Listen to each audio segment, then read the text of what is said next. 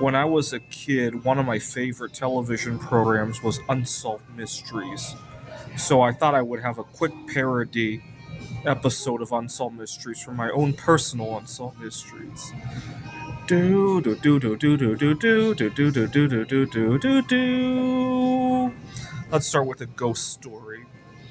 I was in Taiwan in late 2024. My grandmother had passed away. My paternal grandmother. She was 91 years old. When I read her biography, I discovered that she was born shortly before Mary Curry had passed away. The two had coexisted for 6 months here on Earth. So I asked grandmother when she makes it to the other side to go communicate with Mary Curry to have her set me up on a blind date.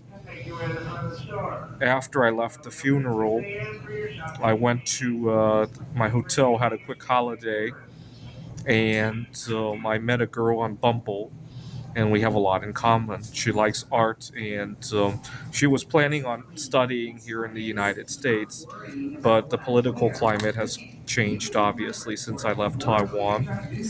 And let's I'd say I give it a 20% chance that she is my forever life partner in some way. Not necessarily a romantic partner. Not only did I meet her, but I came back to the United States and I had some good fortunes too, including a distant cousin of Eve Curry. I call her a distant cousin of Eve Curry because she loves literature. I met her at a book club, and she's also half Polish and half French. And just a lot of parallels to Eve Curry. Oh, also, her birthday was almost exactly the 100-year anniversary of Mary Curry discovering polonium 210. Just too many coincidences. Right. All right. So that was the ghost story. I also would like to include a couple stories about finding some misconnections. I was at a board game club. It's called Billy's Board Game Club. It was held at a bar in Tempe, Arizona. I think they still hold it every Thursday. I had a falling out, so I haven't been there for over a year. But I was very heartbroken that particular summer. What had happened was I was juggling two jobs, my art career, heat wave, COVID 19, and also as if that wasn't bad enough, every time I turned on the radio, Taylor Swift was singing Cruel Summer. And I thought it was an irony that I was dealing with how hot the summer was and she was singing Cruel Summer. I don't know. It just added an insult to injury. I was at the meetup when I noticed her, and the following week I wanted to make a move on her. I was at a different table. I have food allergies. One of the players at the other table had pulled out some food that would be a problem for me and refused to budge when I explained. Like, we were literally 5 minutes from the conclusion of the game, and he couldn't even wait for that. And I had to walk away from the game. They were so upset by the fact that the game was going to go unfinished. We were playing, I think, Ticket to Ride, and the guy who was eating the allergen was so upset, he flipped the board upside down. Pieces went flying everywhere. And I went to the other table with the girl, and I said, I'm sorry for the commotion. I have allergies. And she said, don't worry about it. I totally understand because, and then she showed me a pump that was attached to her arm. She says, do you know what this is? I said, no, what is it? She explained she had type 1 diabetes. And I hate to admit it, but as soon as she mentioned it, I lost my interest in her, in large part because I was juggling too much at the time.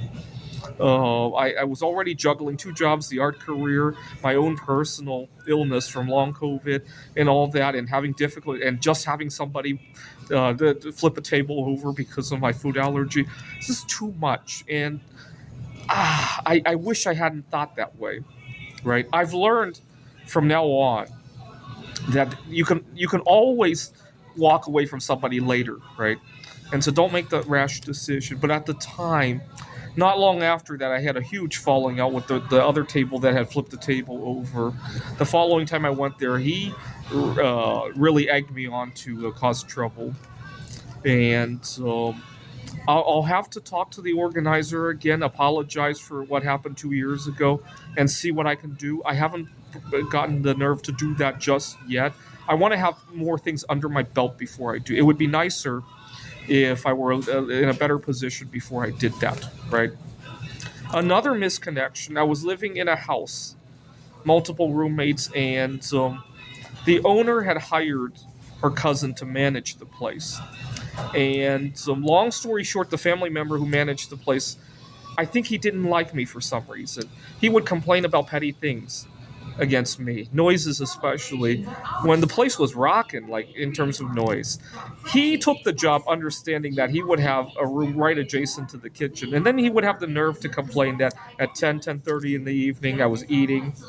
I didn't have any audio on or just eating noises, walking, eating, maybe putting together some Legos or whatever art project I was doing, that kind of noise. He would complain as if the place wasn't rocking enough. He must have had it out for me for some reason. Now looking back at it, I think I haggled too good of a deal. I had booked the place on Airbnb for a week, and then we negotiated a different rate. And I probably drove too hard of a bargain, and he or the owner, I could have done better, right? In retrospect, that might have been it, right? I don't know, but long story short, it damaged the environment so badly that I didn't think about making a move on a girl who had been living there until it was too late. She moved out, and so now if I ever